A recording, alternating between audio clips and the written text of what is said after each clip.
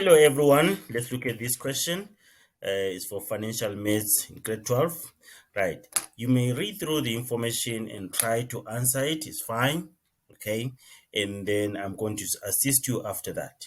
If you think you can try it, that's good. Try, and then after that, I give you the solutions. Let's try. Okay, let's do it together then. Right, a father decides to start a savings plan for his daughter's future education. Right, you see now. So this statement is very, very important. What type of an investment is this?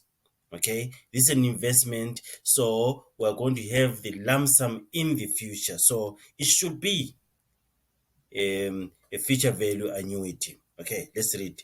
And then on opening the account, he immediately deposits 2,000 rand into the account and continues to make monthly payments at the end of each month. You see that? So this is an annuity because they are monthly payments.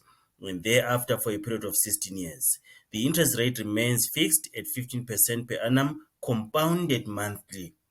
Okay, right. So you're reading through, you're trying to get a picture, then you have to read again. You read all the questions and then you go back to the information again. So how much money will he have accumulated at the end of the 16th year? And then at the end of the 16-year period, he leaves the money in the account for a further year. How much money will then have accumulated? Okay, let's try this one now. Right. So now this is from this statement that it's a savings. Okay, it's an investment and money is put every month. It shows us that this is what? This is a future value annuity. So we go to our formula sheet or formula paper. Okay, we choose the formula.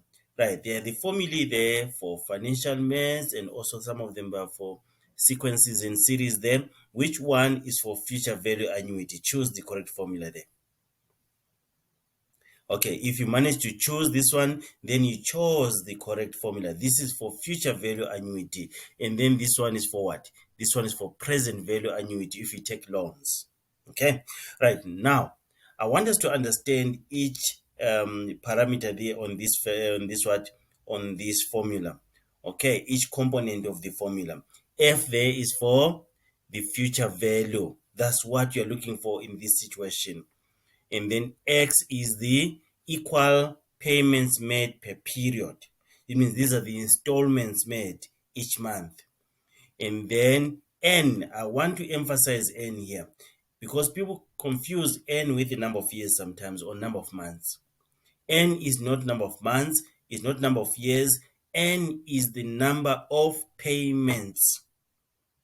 N is the number of payments. Okay, right. And then your I there, this is your interest rate as a decimal. Okay, right. Now we'll have to go back to the problem and read again. And then now we have to identify the key things, the key points from this information.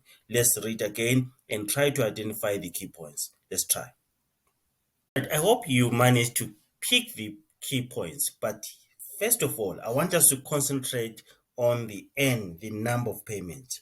If you look here, it says he immediately deposits 2,000 into the account and continues to make monthly payments at the end of each month thereafter for a period of 16 years. Okay, I want us to look at this situation where I'm going to use about 5 months to explain what you're supposed to do here. Okay, now let's determine the number of payments. How do we do this? Okay, I'm going to give you this situation here. Consider payments done at the end of each month for 4 months. Okay, I want it to be 5 months. Let me say 5 months here. I'll make it 5 months. Okay, let me say 5 months.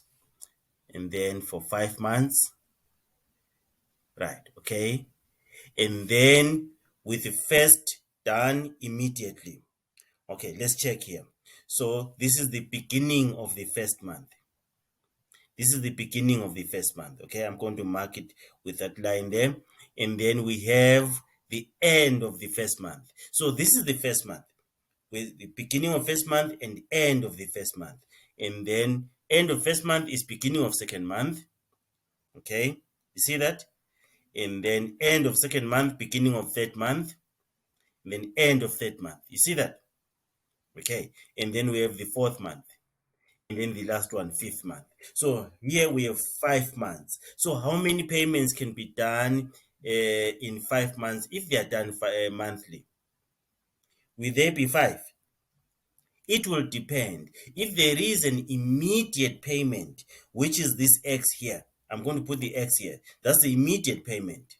And then thereafter, the payments are done at the end of the month. So at the end of the month, there's a payment, there's a payment, there's a payment, there's a payment, there's a payment. Now, how many payments do we have altogether here? How many X's do we have here? If you check, we have 6 payments. But how many months? We're talking about what?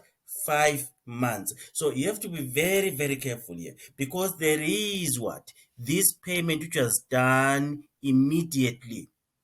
So on top of these 5 payments, we have to add this payment which was done immediately. Do you see that? So now remember, I said N is what? Is the number of years. Not number of years, what am I saying? Okay, N is the number of what? N is the number of payments. Number of payments, not the number of years.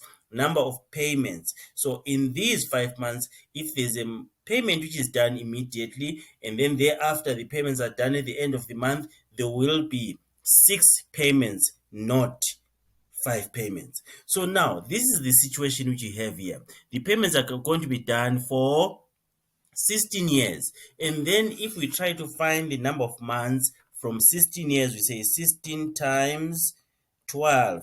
What do we get? We get 192. It means there's going to be 192 payments that are going to be done, plus one payment, that one that was done immediately. So we're going to have 193 payments.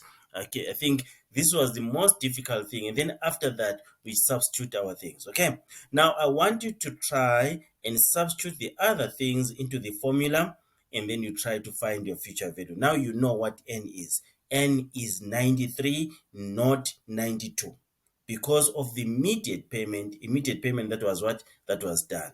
Okay, right. Now try to substitute everything into the formula and see if you're going to get the right answer. And then after that, I'll show you the answer. Let's try. Well done if you tried. Let's try A. It says, how much money will he have accumulated at the end of the 16th year? So now we have these key points here. A father decides to start a savings plan for his daughter's future education. That's a future value annuity, right? Because he's going to pay monthly amounts of what? 2,000 per month, right? And then this is 2,000, which is going to be our X there. And then immediate payment, we talked about this, is going to give us 193 payments instead of 192. And then 16 years there, we said 16 times 12 to convert the years to months, because the payments are done monthly, isn't it? And then we get 192 plus that first payment, which is done immediately, it becomes 193. Right. And then another important point, 15% per annum compounded monthly. You see, the stated period and the compounding period are not the same. It says 15% per annum, but it's compounded monthly. We can't use this rate when it's like this. This is a nominal rate. We have to use an effective rate. So now we need to convert it so that it becomes per month, compounded monthly. How do we do that? How do we do that? We have to divide 15% by 12. We have to divide 15% by 12. So I'll show you what you can do. You can do this and then substituting the formula like this. And then do you see that you have your X there? We have our I there divided by 12 because it has to be per month, compounded monthly. We have our N correctly there, and even this I there is correct, is there. And then you can put this in the calculator. But before you do that, you can find what 15 over 100 or 15%. Just say 15 over 100 divided by 12, which is like 0.15 divided by 12. You get 0.0125. And then instead of using fractions like this, you can use your future value is equals to 2,000 and then 1 plus 0.0125 Okay, to the power 193 minus 1, and then over all this over 0.0125. You can get the same answer. Then you put in the calculator, you'll get your 1,599,386 rand and 2 cents. That's the answer. Okay, and then let's do B. It won't take time. B now, it says at the end of the 16-year period, he leaves the money in the account for a further year. How much money will he then have accumulated? So this is just a simple compound interest situation. Okay, so we're going to use our compound interest formula. Remember, we got this as our future value at the end of the 16th year. Okay, at the end of the 16th year, we have this amount. So this amount is going to be invested for 1 year. So we're using the formula. Which formula we're going to use? We're using this formula there. Okay, this is the formula we're going to use. Okay, and then we can now do our calculation using the formula. And then what do we put for P? This amount. Okay, and then for N is 15% per annum compounded monthly. So we have to do the same thing. We divide our interest rate 15% by 12, or use 0.0125. And then 12 is because 1 year is 12 months, isn't it? And then you put that in the calculator. After 1 year, it becomes 1,856,494 rand and 55 cents after rounding off. Thank you very much. I think you managed to understand this. You can try again on your own. Right. Remember, please subscribe to our channel and we'll continue giving you these lessons. Goodbye.